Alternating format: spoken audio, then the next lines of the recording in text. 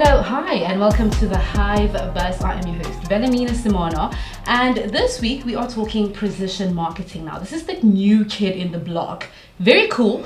Everyone is talking about this kid, and you're just wondering, who is this kid? I want to know this kid. And today on my panel, I am chilling with Muzi, Patty, and Geraldine, and we will be unpacking precision marketing as it is.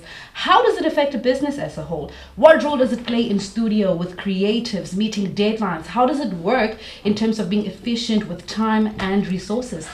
Guys, welcome. Hello. Do I say welcome because I was with you the whole day in the office? You do. I mean, we're sitting here looking like, we've just played UEFA Champions League, so we might as well. Right?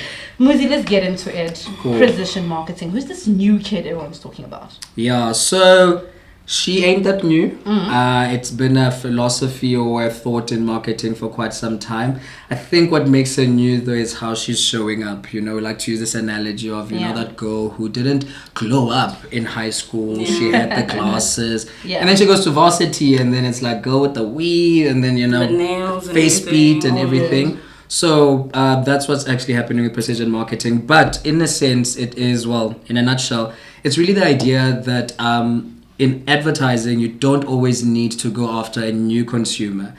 Precision marketing says that let's focus on retaining, let's focus on cross-selling, let's focus on, upselling and getting more money or increasing the customer lifetime value, as it's termed. But that's really the time or how much money someone gives to their brand from the first time they purchase until their last purchase. And the idea with precision marketing is that that's where we focus. Instead of doing a whole awareness, consideration, conversion job, we say actually, how do we drive frequency? How do we drive loyalty with the customer base that we currently have? The new buzz then comes in because data allows us to really, really pinpoint and do that. So now we can dig in to be like, okay, if Val has bought, something from us before, what is she doing now? And where can we find opportunities to convince her to buy again or to buy more or to buy for others? Right. And now, Patty, just from what Muzi said right now, as a creative director, how then does precision marketing play a role in your studio? This is in terms of maybe meeting deadlines or the amount of work that needs to be created, so on and so forth. I'm not going to particularly speak about the amount of work that needs to be created. I'm going to talk about what is literally in the system right now. To Muzi's point, I think because he mentioned that creative is informed by data. Data. Anyway, I feel like with precision marketing, we're now able to segment our messaging, our key messaging. So we can now tell the pop between existing users and non-existing users. He spoke a lot about existing users, but I feel like, in my opinion, that the non-existing users, you still need to win their heart in some way or another. But I feel like, for instance, here's a product, right? I have it in my hand. I'm an existing user, right? You don't have it, for instance. You're a non-existing user. But I'm not going to basically give you the comms to have to... for instance, for me, I'm not going to say that I need to buy this product because I already have it. Why can't I basically give out information that will allow me to explore the other products within the platform? You get what I mean? And then if you are a non-existing user, then I can basically sell the product to you. Do you get what I mean? So that's just kind of precision marketing helps me kind of segment the messaging, I said. So it just kind of makes the work or the output rather a lot more personal to the consumer, rather than having to keep on taking out the same messaging over and over and over again. And to jump onto that, keywords mentioned, the personal and segmentation. And I think we've always done it in advertising, right? We always segment, but what the approach has been before data or before people have plugged data into precision marketing is that you used to segment at a very, catch-all halo type situation. So you look at who would buy this product and you say, okay, that's my segment. What we want to do then with precision marketing is that within the people who would buy or within the people who have bought, there are different segments that you need to speak to, So she is a lovely, gorgeous lady with cornrows, but maybe there are dreadlocked people who would buy. And maybe the behavior between a cornrow individual and a dreadlock individual is quite different. So then how you communicate and create creative needs to then show that. We're moving then from a mass comm space, which is what your TV does. And it's still important. We're not saying people mustn't create that.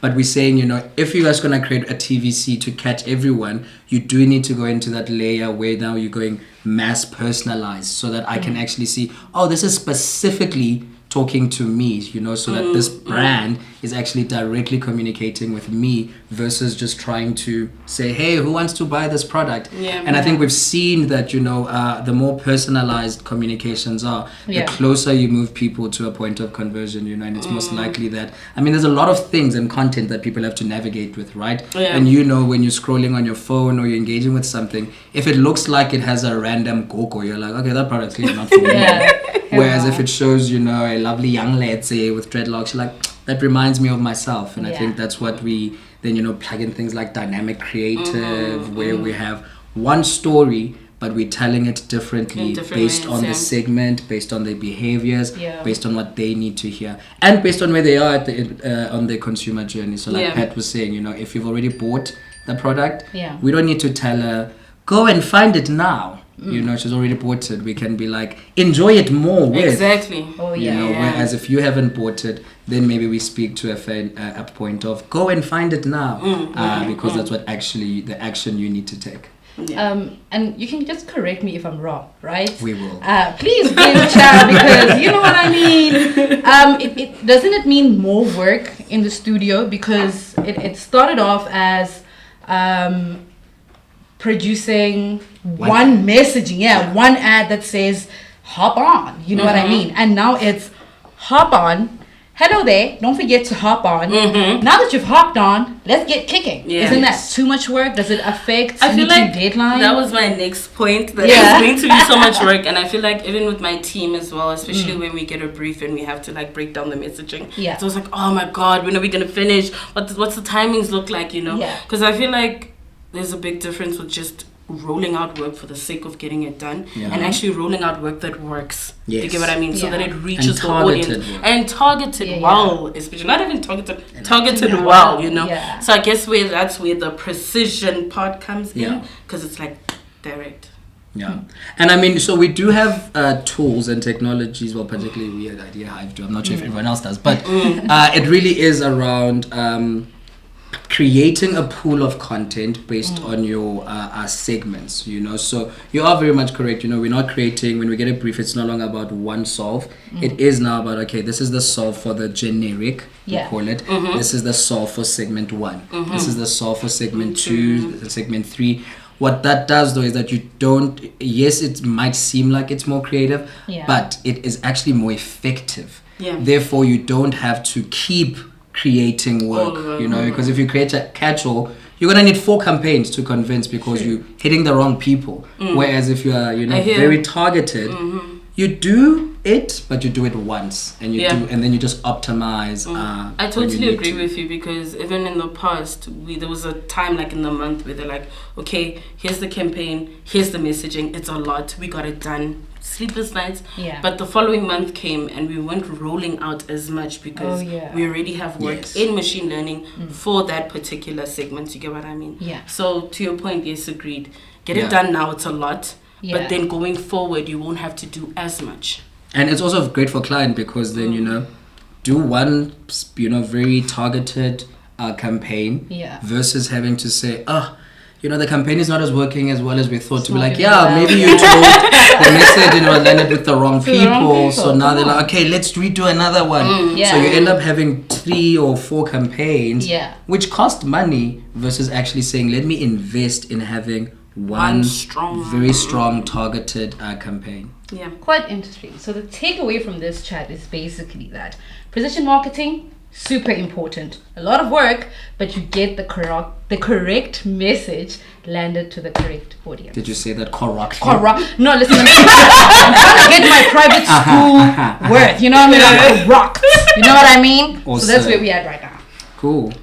Are we going to take a break quickly and then jump back into it? Let's. And I'd also like to chat with Geraldine, just to find out, you know, where precision marketing plays in the greater scheme of things for growth and strategy, and as if you know, I mean, you know what, let me not speak more on things. They're experts on these things, so I would love to actually hear from Jerry as well.